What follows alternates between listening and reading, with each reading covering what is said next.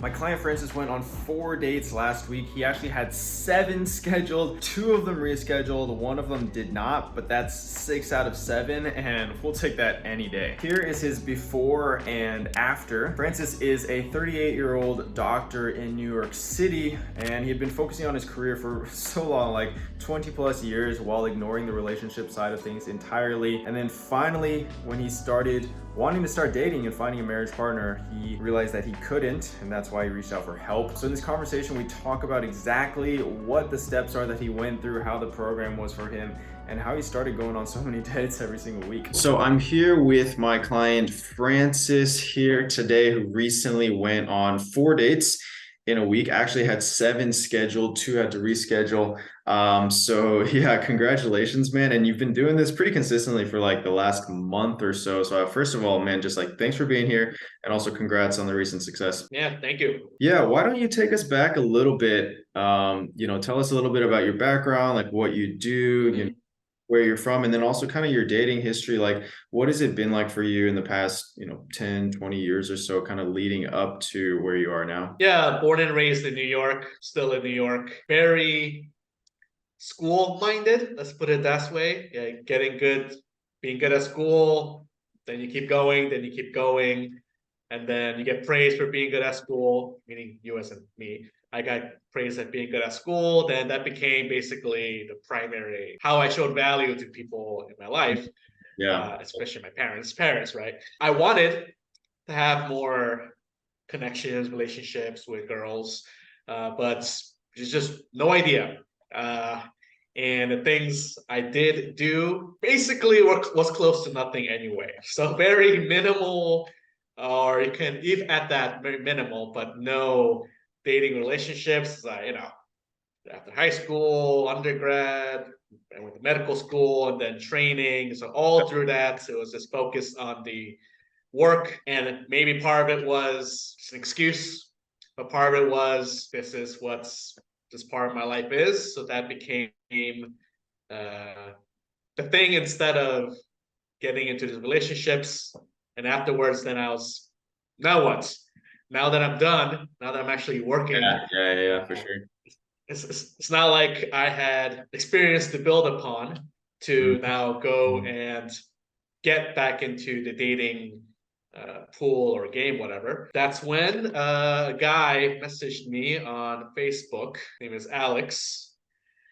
And well, we'll get to the rest of the story in a little bit. So that's Yeah, answer your yeah. question. We'll Yeah. leave the sweet sauce at the end. You can kind of reveal to us like what we implemented, how we worked together, and like how you got to these results, and like really, really quickly too. I'm very impressed with how quickly you've implemented this stuff. Yeah, I mean, I think it's super common for Asian guys, like for me as well, right? To just focus on school, school, school, school, school. It's all about getting good grades, then getting into a good college, then in your case, Yes. getting into med school, and then spending who knows Yeah. about like 10, 8, 10, 12 years. And then once you start your med career, like that's so much work, so much time, so much stress. And it's super common for Asian guys to like get to age 30, 35, having like climbed this ladder in whatever their area Yeah.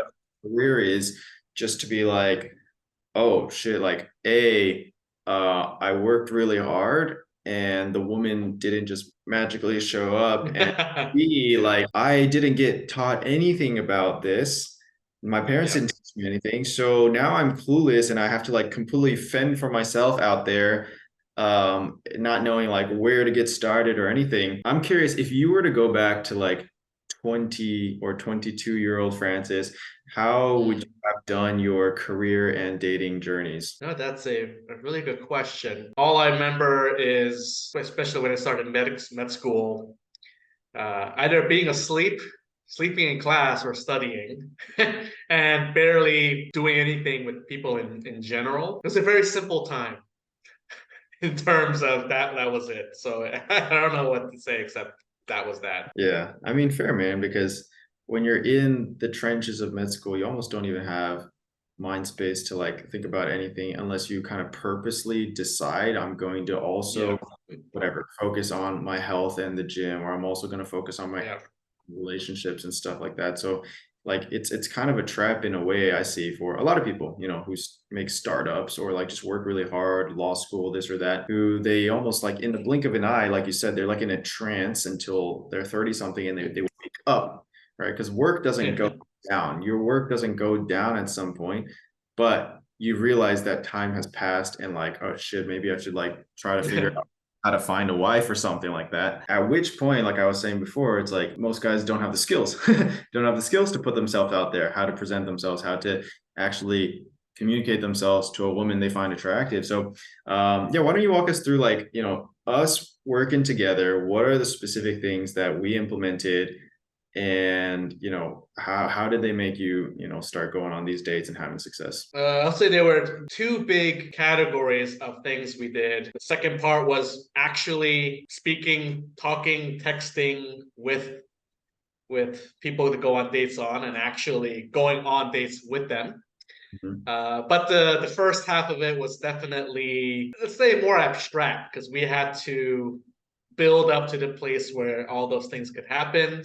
So presenting myself, whether it's my clothing, the appearance, how to communicate the things that make me me, in a way that's not fake, in a way that's actually me, but in a way that's actually true. Because the other abstract thing was realizing I do have a lot to Mhm. bring to people, Mhm. as a potential, date, boyfriend, or Mhm. beyond. Weaving throughout everything was this changing the habits of thinking, in terms of, I'm not going to do this because of some fake reason that's not actually real, but I just made up in my head.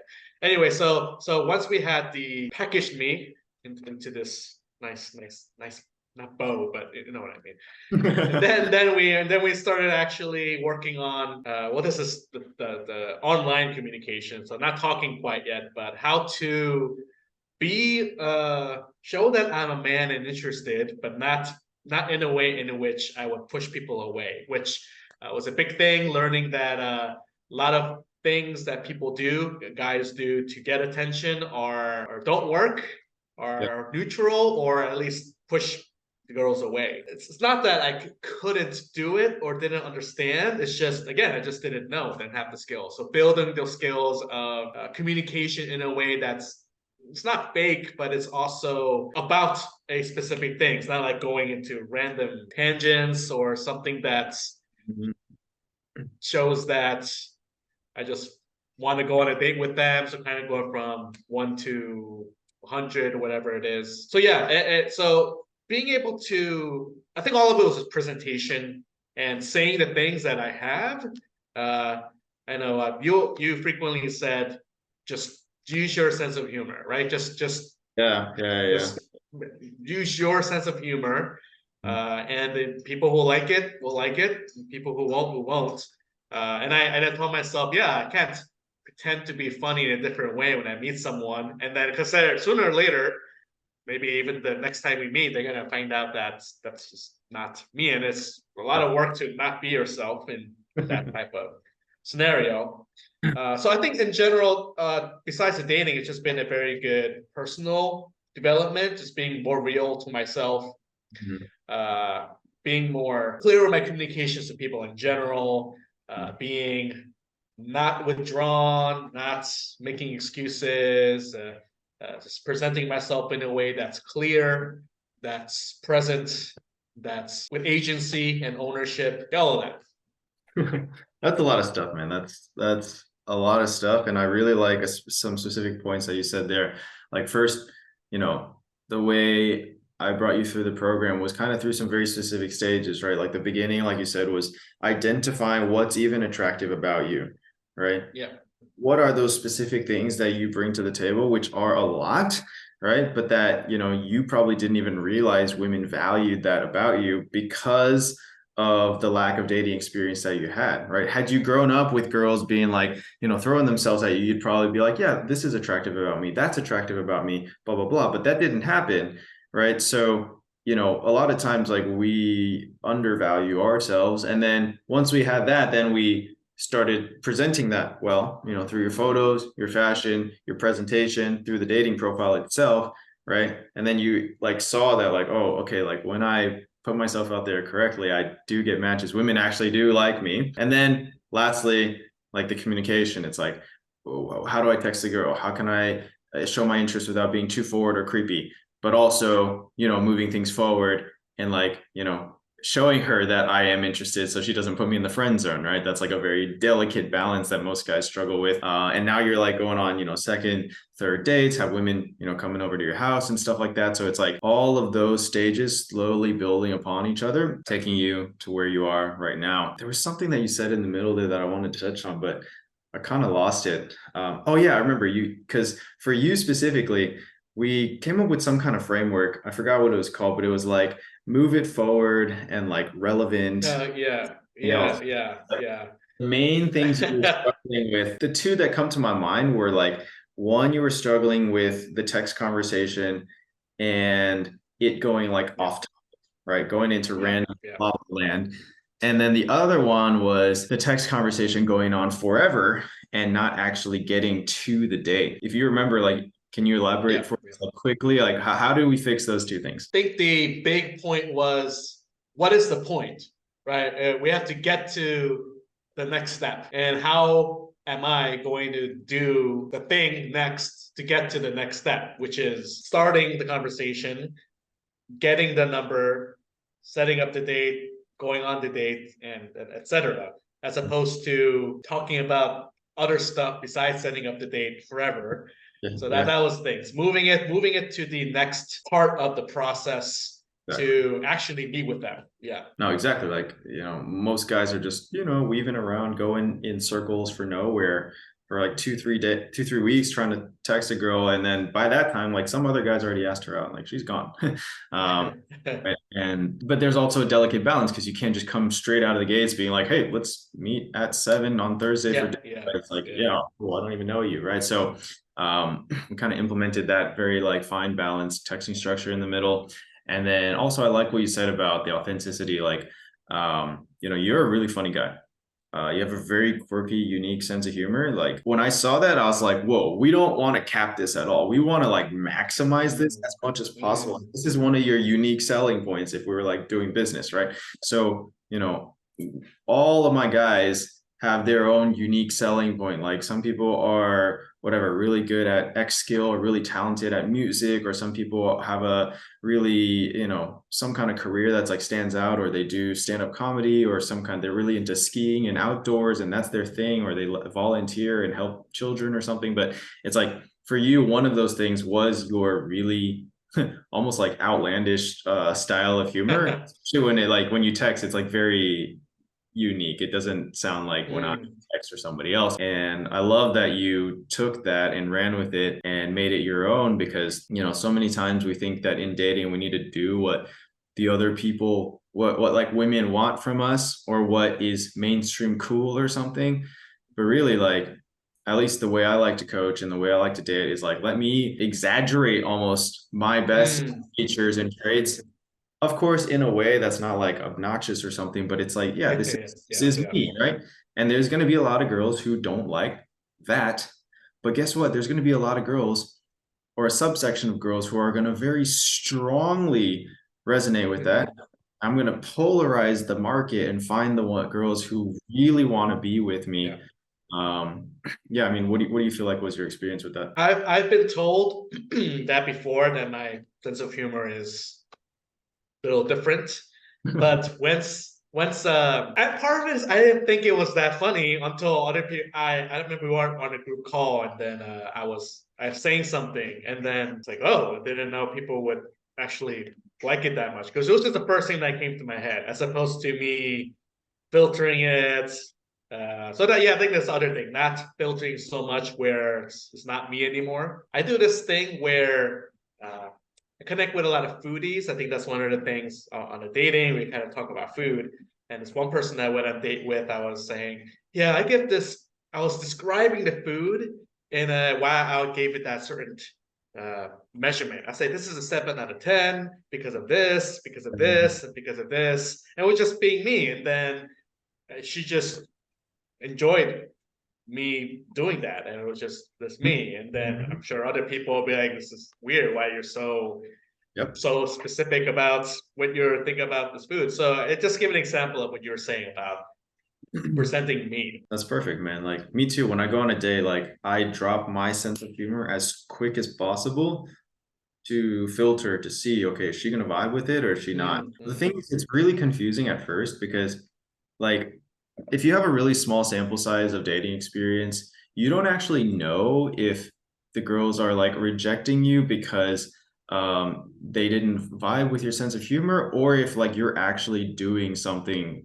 creepy or weird or miscalibrated, right? So like, you know, it for me, it took me a while. Like, who knows, you know, arbitrarily we could say you probably need like 10 to 15 dates before you know, like, okay, when I say a joke like this, certain girls are gonna love it and certain girls just aren't gonna vibe with it. If you have a sample size of 2 and both of the girls didn't like it, you don't actually know if you were being yourself or you were just like being weird. Right? So that's a interesting, another, just like I feel like this talk conversation is like very oriented around like fine lines, right? Like how far do you push it forward, how far do you push it back, where do you find that sweet spot in the middle? But yeah, man, I wanted to ask you as well, in terms of just the program, the coaching, the video modules, you know, the community, like these aspects of being in the coaching program, like what are your thoughts on that? I really like the way it was organized, having the basic content in the videos, which are very clear. The way the meetings were arranged, meaning there were more than one time. If you this time works, it wasn't the same time every week. So if you couldn't make the Monday, you could go to the Thursday or vice versa. So having that flexibility was good. And definitely being able to communicate all the different ways we have set up, that was very helpful, as well as communicating with all the other guys. Yeah, that was just really good. Hearing their experience. I have a question. Someone's maybe one step behind me, someone's one step ahead of me. So it's just being able to see, oh, that's where I was, I don't know, a week ago. That's where I can be a week from now. Yep. And just general camaraderie is really nice in the group that you have. That's amazing, man. That's so amazing to hear. You know, I think it's one thing to have like, you know, personalized coaching, which we absolutely do, but it's another thing to then also have that peer-to-peer camaraderie where like you said, like right now you're posting like wins and wins and wins. I went on, you know, this many dates and I had a second date and this girl's coming over and blah, blah, blah. And like people are encouraging that, supporting that, you know, telling you congrats and stuff. But also, guess what? Like literally there's some person who just joined the program like last week who's maybe, you know, a mid-30s-year-old, you know, lawyer or engineer who's feeling like he's losing hope, or like a 22-year-old who just graduated college and never had any experiences in his whole entire life and like is trying to like find his way in this adult dating world and stuff, right? That person is seeing your wins and seeing your progression and being like, oh my God, that can be me. Also, guess what? Like a couple months ago, that was you as well. And somebody else was posting their results, their, you know, advanced questions, their wins, their this, that, their photos, and you being like, okay, that can be me. You know, personally, selfishly, I want to be like, see like photos of weddings and babies and everything here in a couple of years. That would make me super happy. But, you know, I think that's amazing that the cycle goes on and that not only is it like, you know, I'm able to serve you guys, but you guys are able to serve each other. That makes me, you know, super happy. Yeah, to kind of wrap this up here, man, what would you say to anybody who may be thinking about joining this program? Maybe they're on the fence. Yeah, what words would you have for them? Ultimately, if there's a point you want to get to, there's a thing that you want, whether it's having the first date, first relationship, getting married, whatever, you probably already know you have to do something different. Because if you already had it, then you don't need to do something different. It's very obvious that if something has worked and seems like it will work for you, especially if something's geared towards someone that has the Asian background and all the different things we talked about, seems like it's a no-brainer to do it. The problem is that you come up with weird reasons not to. But in reality, that's the thing that will actually get you at least one, maybe 10,000 steps closer. So any other reason not to do it are not real good reasons. Let's put it that way. Very philosophical way to round out this conversation. But no, yeah, man, I get what you're saying. And it's, for me in my personal life too, sometimes I know what I need to do, but I'll find a million reasons not to do it. Yeah, yeah, yeah. And those are our inner demons, man. Those are the things that make it so that what we could have accomplished 10 years ago didn't get accomplished, or doesn't even get started 10 years later. So anyways, we'll leave it at that. High, open, spiritual, take it how you want. Take a moment to admire this, nice guy's butt here behind Francis. And yeah, we'll call it at that. So man, thanks for your time. Such a pleasure working with you. And yeah, I'll see you, man. I'll see you soon.